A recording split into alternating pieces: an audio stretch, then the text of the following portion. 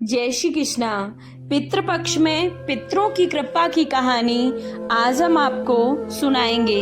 पितृपक्ष की एक बेहद सुंदर कहानी लेकर आए हैं।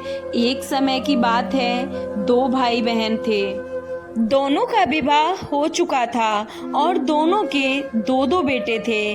बहन विधवा हो चुकी थी और अपने भाई के घर में ही रहती थी। इस बात से उसकी भाभी बहुत नाराज रहती थी। ऐसे ही पितृपक्ष आया तो भाई बोला, मैं पितरों के तर्पण और पिंडदान के लिए गंगा जी जा रहा हूँ। ऐसा कहकर वो गंगा जी के लिए चला गया। भाई के जाते ही भाभी ने बाहर खेत में ननद और उसके बच्चों के लिए झोपड़ी डलवा दी। अपने बच्चों के साथ वह झोपड़ी में रहने लगी। सुबह शाम भाई के घर जाकर वह सारा काम कर आती थी।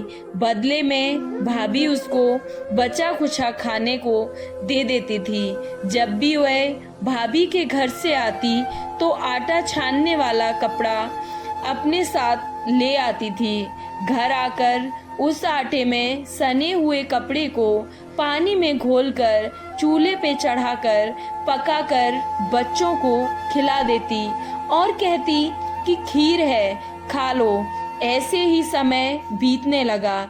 एक बार भाभी ने उसे एक कपड़ा ले जाते देख लिया और बोली, बाई जी, आटा छानने का कपड़ा कहाँ ले जा रहे हो? इसे यहीं छोड़कर जाया करो। उसने वैसा ही किया। उस दिन भाभी ने उसे बचा खुचा भोजन भी नहीं दिया था और बोली, कल आपकी माँ का श्राद्ध है, बिना बुलाए तो आना मत। हाँ, आंगन में लगा ये पीपल का पेड़ अगर अपनी जगह से हिले तो आ जाना। ये सुनकर वो बेहद दुखी हुई और रोती रोती अपने घर चली गई। घर पहुंची तो बच्चे बोले, माँ भूख लगी है, कुछ खाने को दो। वह बच्चों को बोली, बेटा आज हम सबका उपवास है, भूखे ही सो जाओ। अगले दिन बच्चे बोले, मामी ने कहा था कि आज नानी का श्राद्ध है तो चलो वहाँ चलते हैं। तो वह बोली, बेटा मामी ने कहा था कि आंगन का पीपल का पेड़ अगर अपनी जगह से हिले तो आ जाना। तुम बताओ, कभी पेड़ हिलता है क्या? पत्ते ही तो हिलते हैं, टहनियाँ हिलती हैं, कभी पेड़ तो हिलते देखा नहीं। उसने बच्चों को समझाया कि बिना बुलाए किसी के घर हमें नहीं जाना चाहिए और बच्चे भी उसकी बात सुनकर मान गए।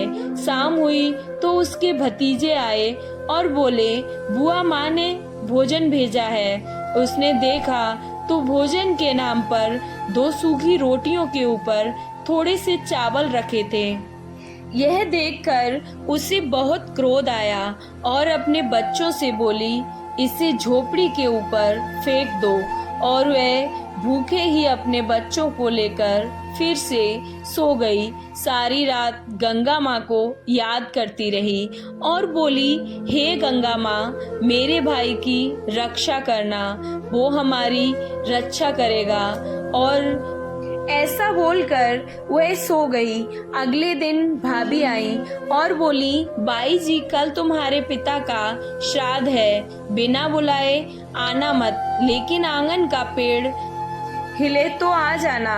अगले दिन भी वे भाभी के घर भोजन के लिए नहीं गईं। शाम को फिर से भतीजा आया और दो सूखी रोटियां और चावल के दाने दे गए। उसने फिर वह रोटी और चावल झोपड़ी के ऊपर फेंकवा दिए और भूखे ही बच्चों को लेकर फिर से सो गई। सारी रात रोती रही और गंगा माँ से प्रार्थना करती रही।